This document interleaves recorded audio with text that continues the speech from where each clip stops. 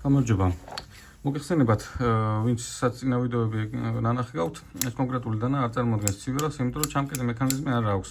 ეგრე ქვია დანას non-locking mechanisms და მოდელს ქვია everywhere carry, ანუ ყველგან დასაშვები არის მთელ სოფლიოში და ჩვენთანაც მეგობრებო, 1 თებერვლის მერე ეს კონკრეტული დანა მივიტანეთ ექსპერტიზაზე.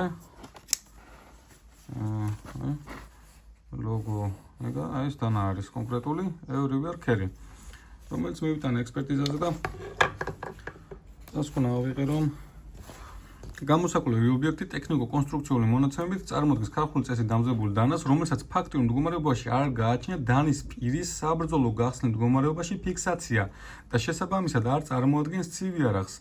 რეი ლაკონიკო. ამ კონკრეტულ დანაზე არის საუბარი, რომელსაც ასე მარტივი თითის დაჭერით ესე იკეტება და მთელ სოფლიოში დაშვებული არის ესეთი დანები, თუმცა კანონიდან ბუნდოვანი არის.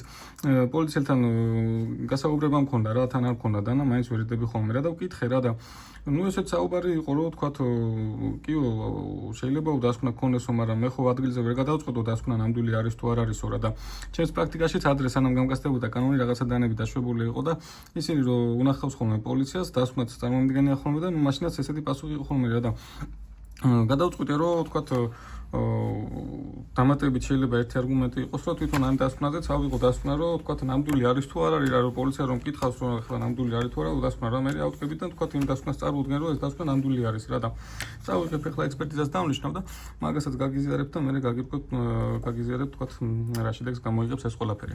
მადლობა ყურადღებისთვის.